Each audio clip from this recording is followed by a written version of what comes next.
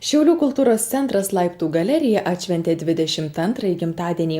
Per pastaruosius metus ne vieną iškiliausių dailininkų parodą ir įspūdingą projektą pristačiusi galerija ir šventės proga palepino profesionalaus meno mėgėjus. Savo gimtadienio progą šiauliečiams dovanojo daugelį šalių žinomo, tačiau retai savo kūrybą visuomeniai pristatančio tapytojo Rimo Bičiūno parodą.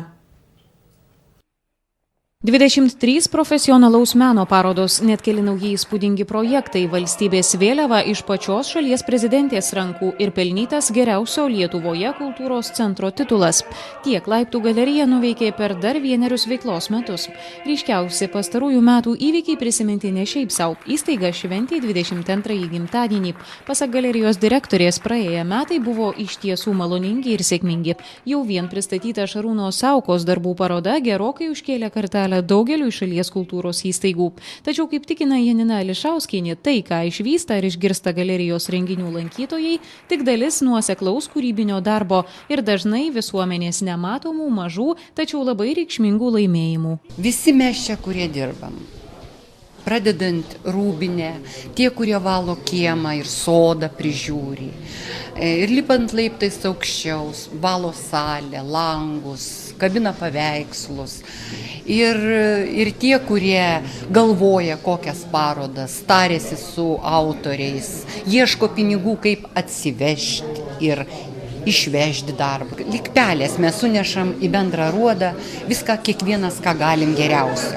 Ir tik mūsų darbuotojų dėka mums tie metai ir buvo sėkmingi. Tik dėl to, kad mes turim tokius puikius darbuotojus. Tradiciškai Laiptų galerija gimtadienį šventė su visais miestiečiais. Nenusižengta tradicijai šią progą pristatyti vieną įspūdingiausių metų parodų.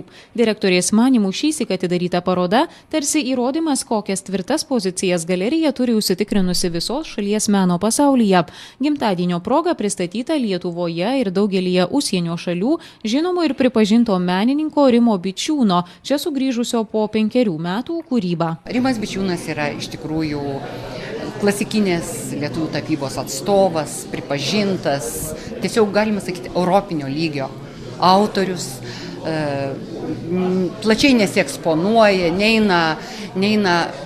nesidaro savo reklamos per parodas, tiesiog ramiai dirba ir laikas nuo laiko surengia vieną ar kitą parodą. Jau daugiau nei 40 metų parodose Lietuvoje ir užsienyje dalyvaujantis Rimas Bičiūnas, gerai žinomas Vokietijoje, Prancūzijoje, Ispanijoje, Italijoje, Kuboje, Olandijoje, Japonijoje, Jungtinėse Amerikos valstijose, Indijoje ir kitur. Jo kūrinių yra įsigiję mūsų šalies muziejai, Budapešto nacionalinė galerija, Valstybinė Tretjakovo galerija Maskvoje, Modernaus meno muziejus Kelne, Lenkijos šiuolaikinio meno galerija, privatūs kolekcininkai. Menotyrininkų šis tapytojas vertinamas už išskirtinumą iš savo kartos dailininkų, darbų spalvingumą, džiaugsmingumą. Tuo tarpu pats autorius, prisipažinęs nemėgstantis kalbėti apie savo kūrybą, ją vertina kur kas kukliau. Iki šiol esu grynas tradicionalistas, tepu, darau, gruntuoju drobes, pedantas vadinasi, nes neimu tų dirbtinių drobių, jas niekam tikė yra. Ir tapau, ką dailininkai prieš 100-200 metų stengiuosi.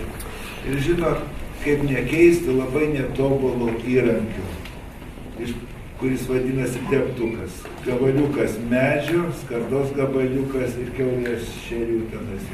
Ir tas niekas negali šito įrankio pakeisti. 22-ąjį gimtadienį atšventusio kultūros centro Laiptų galerija direktorė prasitarė, kad ir naujiems kūrybinės veiklos metams jau kuriami bei vykdomi didžiuliai planai. Lankytojus pakvies nauji įspūdingi projektai, sujungsiantys dailę, literatūrą, poeziją bei muziką, o vasaros pabaigoje jau daugiau nei 10-metį rengiamas tarpdisciplininis menų festivalis Šiaulių Monmartro Respublika, pelnęs pripažinimą Lietuvoje ir užsienyje. Viktorija Grušaitė, Mindaugas Didžiulis, Šiaulių televizijos žinios.